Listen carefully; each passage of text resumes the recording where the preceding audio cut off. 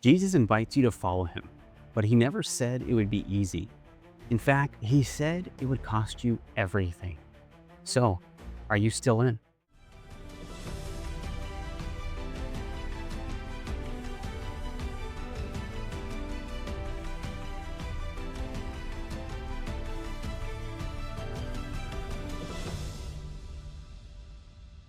Welcome back to Storyline Finding Your Place in God's Plan. In our last episode, we explored what salvation truly means, the beginning of discipleship. Now we're stepping into the journey itself, what it really means to walk after Jesus every day. Because following Jesus isn't just about believing in him, it's about becoming like him. This is the cost of discipleship. In Luke 14, Jesus gives us one of the most sobering truths about following him. Whoever does not bear his cross and come after me cannot be my disciple. And then he says, for which one of you, wanting to build a tower, doesn't first sit down and calculate the cost to see if he has enough to complete it? Otherwise, after he has laid the foundation and cannot finish it, all the onlookers will begin to make fun of him, saying, this man started to build and wasn't able to finish. Jesus is telling us two things here. First, we must carry our cross daily. That means dying to our own desires, our comfort, our pride, and our control, and walking as he walked. Second, he reminds us that wise builders count the cost. If we wouldn't start a massive project without knowing what it takes, why would we enter discipleship without understanding the sacrifice? Following Jesus means laying down your old ways, losing popularity and comfort, saying yes to obedience even when it hurts. It's hard, but remember, the inheritance we receive through faith in Jesus is eternal. That should give us courage to press on. Jesus also knew that following him would bring persecution. That's why he said in Matthew 10:28, don't fear those who kill the body but are not able to kill the soul. Rather, fear him who is able to destroy both soul and body in hell. We are not to fear man, but to walk in reverent awe of our Father. Now, many say that Jesus' message was all about peace, love, and happiness, but scripture paints a fuller picture. Listen to his own words in Matthew 10. Don't assume that I came to bring peace on earth. I did not come to bring peace, but a sword. For I came to turn man against his father, a daughter against her mother, a daughter-in-law against her mother-in-law, and a man's enemies will be the members of his household. The person who loves father or mother more than me is not worthy of me. The person who loves son or daughter more than me is not worthy of me. And whoever doesn't take up his cross and follow me is not worthy of me. Anyone finding his life will lose it, and anyone losing his life because of me will find it. He's not calling us to start conflict. In fact, he calls us to be peacemakers. The peacemakers are blessed, for they will be called sons of God. However, he's warning us, true discipleship will divide, even families. Because when you live differently, when your allegiance belongs to Jesus, the world and sometimes even those closest to you won't understand.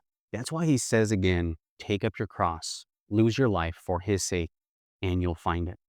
Grace is free, but discipleship will cost you your comfort, your pride and plans, and that's a good thing. Hey everyone, I want to take a quick moment to tell you about the storyline workbook that goes along with this series. This free resource is designed to help you go deeper into each episode through scripture, reflection, journal prompts, and guided prayers that help you find your place in God's plan. You can download it for free using the link in the description below. Once you have it, you can either print it out to write by hand or download the PDF and type directly into it using any PDF editing app. And for those who prefer a physical copy, you can also order a paperback version online. That link is also in the description. The workbook is completely free to access digitally. It's my gift to help you grow in your faith and walk with Jesus. If this series has been encouraging to you, don't forget to subscribe to the channel and turn on notifications so you don't miss any upcoming episodes in the storyline series. All right, let's get back to the rest of today's episode. Counting the cost isn't just about sacrifice, it's about endurance because trials will come. Jesus' half brother James, though his actual name is Jacob or Yaakov, said this in James 1. Consider it great joy, my brothers, whenever you experience various trials, knowing that the testing of your faith produces endurance. Trials test our faith, and proven faith produces maturity. Jesus himself told us, you are blessed when they insult and persecute you and falsely say every kind of evil against you because of me. Be glad and rejoice because your reward is great in heaven. For that is how they persecuted the prophets who were before you. Even Peter echoes this in 1 Peter 1. You rejoice in this, though now for a short time you have had to struggle in various trials, so that the genuineness of your faith, more valuable than gold, which perishes though refined by fire, may result in praise, glory, and honor at the revelation of Jesus Christ. Our faith is refined like gold. Every trial purifies us. Every hardship strengthens us. And every test draws us closer to the image of our Messiah. Here's the truth. You and I were never meant to follow Jesus alone.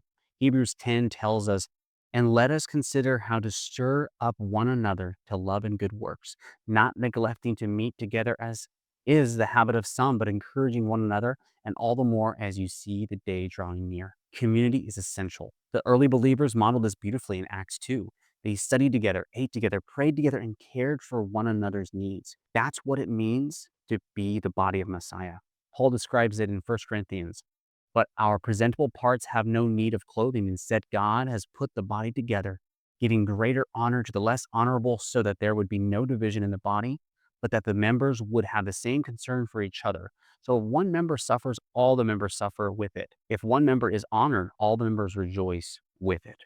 And again, in Galatians 6:2, carry one another's burdens. In this way, you fulfill the law of Christ.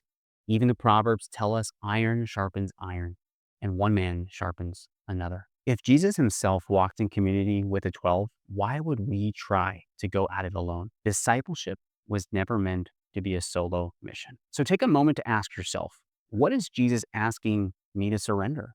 What am I clinging to that keeps me from fully following him?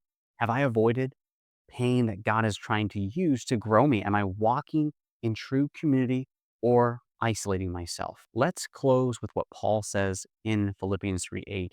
More than that, I also consider everything to be a loss in view of the surpassing value of knowing Jesus Christ, my Lord. Because of him, I have suffered the loss of all things and consider them filth, so that I may gain Christ.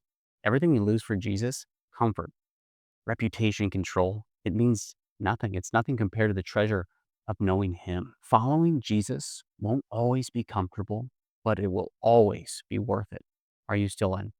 Drop a fire emoji in the comments if you're choosing to follow Jesus even when it's hard.